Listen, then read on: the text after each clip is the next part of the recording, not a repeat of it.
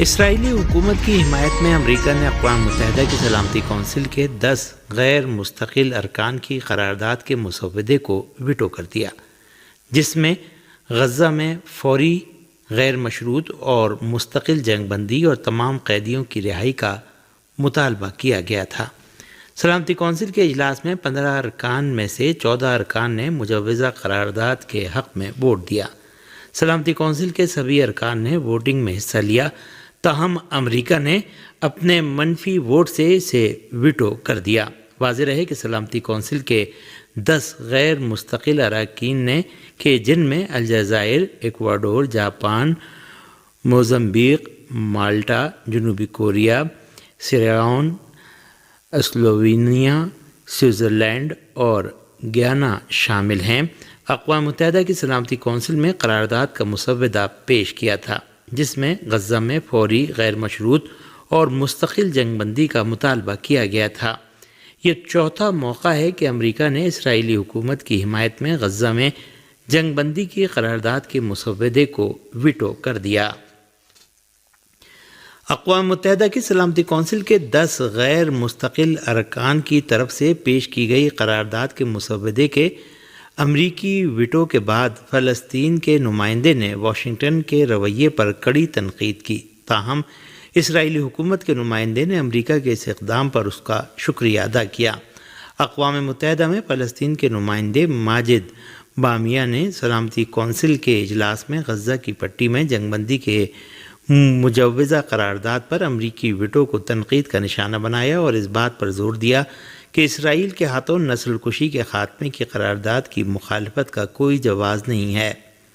ماجد بامیہ نے سلامتی کونسل میں کہا کہ اسرائیل تو ہمیشہ یہی دعوے کرے گا کہ شرائط پوری نہیں ہوئی ہیں، کیونکہ اس کا منصوبہ ہی جنگ کو جاری رکھنا، زمینوں پر قبضہ رہنا اور لوگوں کو تباہ و برباد کرنا ہے۔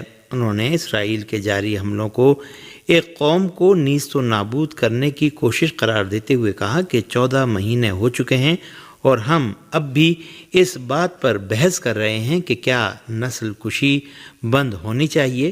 اس نسل کشی کو روکنے کی کوشش کرنے والی قرارداد کو ویٹو کرنے کا کیا جواز بنتا ہے۔ انہوں نے غیر مشروط جنگ بندی کی اہمیت پر زور دیا اور کہا کہ یہ تمام زندگیوں کو بچانے کے لیے ضروری ہے اور اس تنازع کو حل کرنے کی راہ میں پہلا قدم ہے۔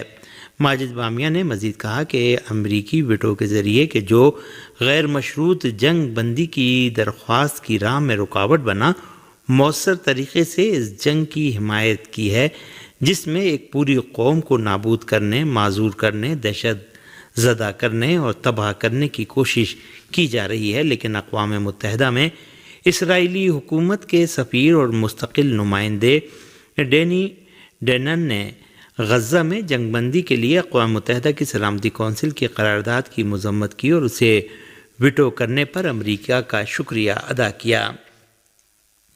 امریکی سینٹ نے جمعرات کی صبح فلسطینی شہریوں کا قتل عام بڑھنے اور ان کے انسانی حقوق کی خلاف ورزی پر تشویش کے باعث صہیونی حکومت کو بعض ہتھیاروں کی فروخت روکنے سے متعلق قرارداد کی مخالفت کر دی۔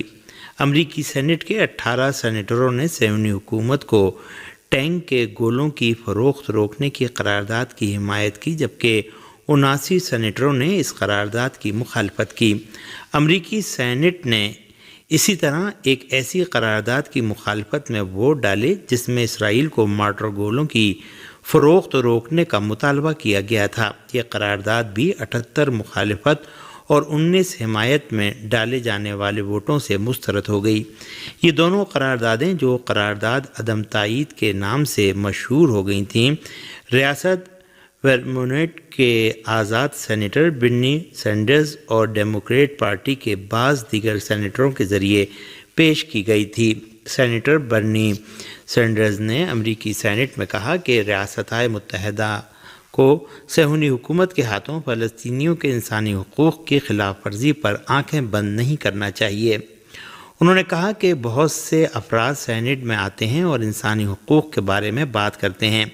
یہ نہیں ہو سکتا کہ دنیا میں انسانی حقوق کی خلاف ورزی کی مذمت کی جائے، لیکن جو کچھ اسرائیل کر رہا ہے اس پر اور امریکی حکومت کی جانب سے اس کی مالی مدد پر آنکھ بند رکھی جائے۔ انہوں نے کہا کہ امریکہ اگر غزہ میں اسرائیل کے ظالمانہ اقدامات کی حمایت جاری رکھے گا تو اس کا اعتبار ختم ہو جائے گا۔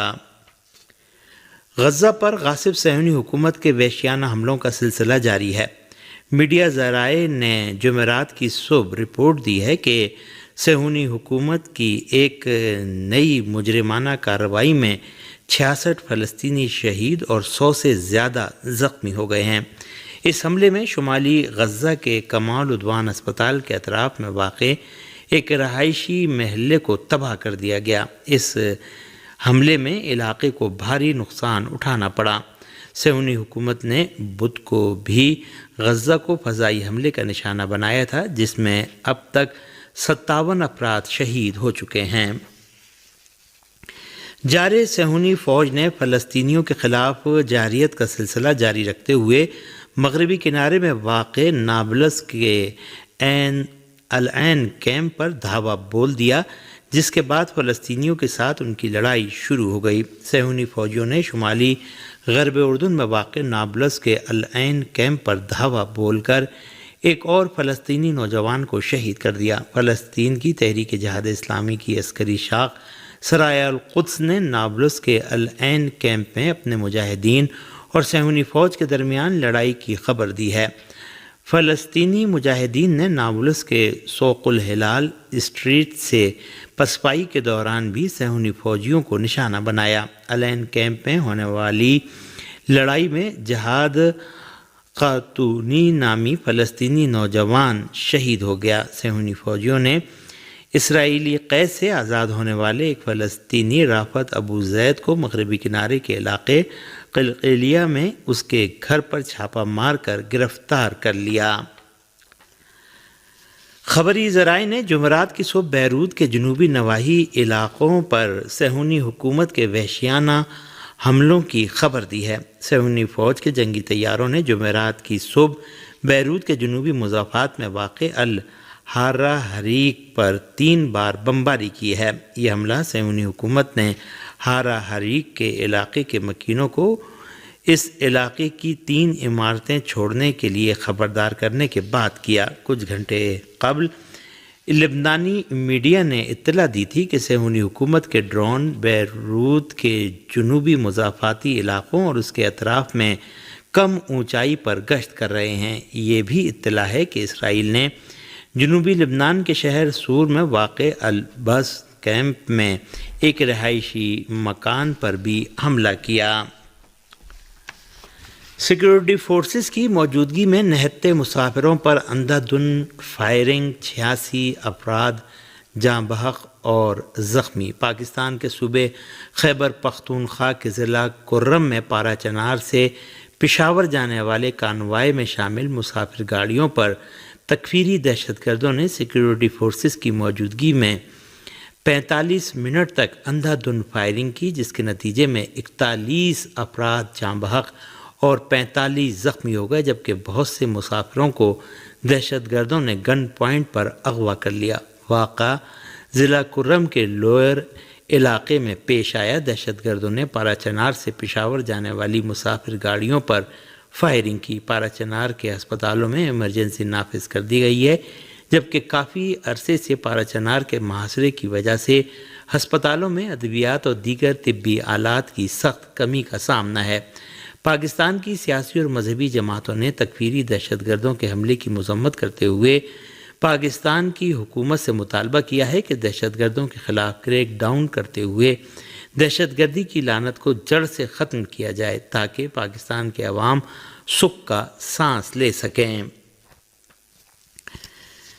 پاکستان تحریک انصاف نے 24 نومبر کے مظاہروں کے لیے 9000 کارکنوں کا خصوصی اسکواڈ تیار کر لینے کی خبر دی ہے۔ پاکستانی میڈیا ذرائع کے مطابق صوبہ خیبر پختونخوا کے وزیر اعلیٰ نے پشاور میں پی ٹی آئی کے اجلاس میں کہا کہ P T I youth wing کے 9000 کارکنوں کا ایک اسکواڈ تیار کر لیا گیا ہے۔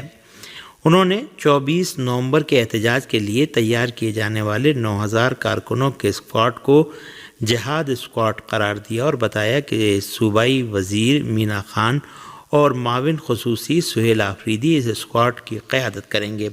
صوبہ خیبر پختونخوا کے معاون خصوصی سہیل آفریدی نے ایک ٹی وی پروگرام میں یوتھ ونگ کے کارکنوں کے اسکواڈ کو جہاد اسکواڈ قرار دینے کے بارے میں کہا ہے کہ اس کا مطلب یہ ہے کہ ہم ظلم کے خلاف آواز اٹھانے کو جہاد سمجھتے ہیں۔ پاکستانی میڈیا کی رپورٹوں میں پی ٹی آئی رہنماؤں کے حوالے سے بتایا گیا ہے کہ P T I youth wing کے 9000 کارکنوں کا یہ اسکواڈ 24 نومبر کے احتجاجی کاررواں کے آگے آگے چلے گا۔ بتایا گیا ہے کہ اسکواڈ کے اراکین کو شیلنگ سے بچاؤ کے وسائل بھی دیے گئے ہیں۔ 24 نومبر کے احتجاجی مارچ کے بارے میں سابق اسپیکر اسد قیصر نے صحافیوں کو بتایا ہے کہ پشاور، مردان اور چارسدہ کے پی ٹی آئی کارکن صوابی سے اسلام آباد کی جانب روانہ ہوں گے اور دیگر اضلاع کے کارکن دوسرے راستوں سے اسلام آباد کی طرف مارچ کریں گے۔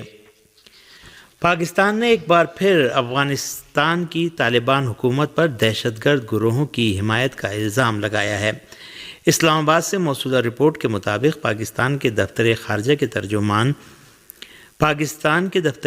کی ترجمان ممتاز زہرا بلوچ نے جمعرات کو اپنی ہفتہ وار پریس بریفنگ میں کہا کہ پاکستان کو افغانستان میں دہشت گرد گروہوں کی آزادانہ سرگرمیوں پر تشویش ہے۔ انہوں نے الزام لگایا کہ افغانستان کی جانب سے دہشت گرد گروہوں کی حمایت کی جا رہی ہے۔ ممتاز زہرا بلوچ نے کہا کہ اسلام آباد حکومت کے پاس افغانستان کے ساتھ دہشت گرد گروہوں کے رابطے کے ٹھوس شواہد موجود ہیں۔